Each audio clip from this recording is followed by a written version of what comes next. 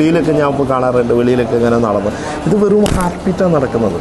അതുകൊണ്ട് കാര്യമില്ല. Weight lift ചെയ്ത് കഴിഞ്ഞാൽ മാത്രമേ നമുക്ക് എന്ത് ചെയ്യുന്നത് നമ്മുടെ ഹ്യൂമിനിറ്റി പവർ കൂടുള്ളൂ. എല്ലാ മനുഷ്യരിലും മസിലുകളുണ്ട്. ആ മസിലെന്ന് പറയുന്ന ആരോഗ്യം എന്ന് പറഞ്ഞു കഴിഞ്ഞാൽ വലിയ മസിലുള്ള ആളൊന്നുമല്ല. ഇത്ര പോകുന്ന ആളുകൾക്ക് എല്ലാവർക്കും മസിലുണ്ട്. ആ മസിലിനെ സ്ട്രോങ് ആക്കുക. ആ സ്ട്രോങ് ആക്കണമെങ്കിൽ നമ്മൾ വെയിറ്റ് ലിഫ്റ്റിംഗ് ചെയ്തേ മതിയാവും. നമ്മൾ എക്സസൈസ് 1 മണിക്കൂർ ചെയ്യാൻ വന്നു കഴിഞ്ഞാൽ പലവിധ ആളുകളെ നമുക്കിവിടെ കാണാൻ പറ്റും. നമ്മുടെ മൈൻഡ് തന്നെ റീഫ്രഷ് ആവും. ജിമ്മിലേക്ക് വന്നു കഴിഞ്ഞാൽ ഒരുപാട് ആളുകൾ, ഒരുപാട് രാജ്യക്കാർ, പലവിധ ആളുകൾ. അപ്പം നമ്മുടെ ഹെൽത്തിന് വേണ്ടി നമ്മളൊരു ദിവസം 1 മണിക്കൂർ നമുക്ക് ചിലവ് വെയിറ്റ് ലിഫ്റ്റിംഗ് തന്നെ ചെയ്യണം. നമ്മുടെ മുൻഗാമികൾ നല്ല അധ്വാനിക്കുന്ന ഒരു വർഗ്ഗമായിരുന്നു. അവർ പാടത്തും പറമ്പിലൊക്കെ നല്ല ജോലികൾ ചെയ്തിരുന്നു. അവർ അത്രയും ആരോഗ്യവന്മാരായിരുന്നു.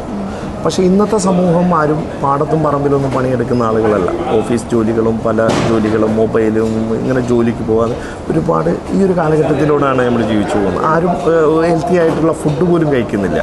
ഓക്കെ, പല സമയങ്ങളിൽ രാത്രി അധികരിച്ച സമയങ്ങളിലൊക്കെ ആ ഫുഡ് കഴിക്കുന്നത് അതൊക്കെ ആരോഗ്യത്തിന് വളരെ ദോഷം ചെയ്യും. അപ്പം നമുക്ക് വേണ്ടി നമ്മൾ ഈ വിദേശ രാജ്യത്താണ് നമ്മൾ ജീവിക്കുന്നത്. ഇപ്പോൾ 10 രൂപ ഉണ്ടാക്കിയിട്ട് നമ്മുടെ നാട്ടിലേക്ക് അയക്കുന്നത്, നമ്മുടെ കുടുംബക്കാരെ നോക്കുന്നു, നമ്മുടെ സഹോദരങ്ങളെ നോക്കുന്നു, നമ്മുടെ ഫ്രണ്ട്സുകളെ നോക്കുന്നു, നമ്മുടെ സമൂഹത്തിനെ നോക്കുന്നു. പക്ഷെ ആരും നമ്മളെ നോക്കുന്നില്ല.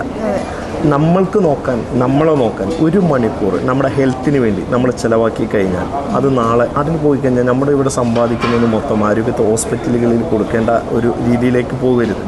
അപ്പോൾ അതുകൊണ്ട് നീയും വരിക ജിമ്മിൽ, നിൻ്റെ കൂടെയുള്ളവരെയും അവരോടും പറഞ്ഞു കൊടുക്കുക, ഇത് കേൾക്കുന്ന പ്രേക്ഷകരും. ഓക്കെ, അപ്പോൾ എല്ലാവരും വരിക ജിമ്മിൽ, അവരവരുടെ ശരീരം സംരക്ഷിക്കുക. Stay healthy, stay safe.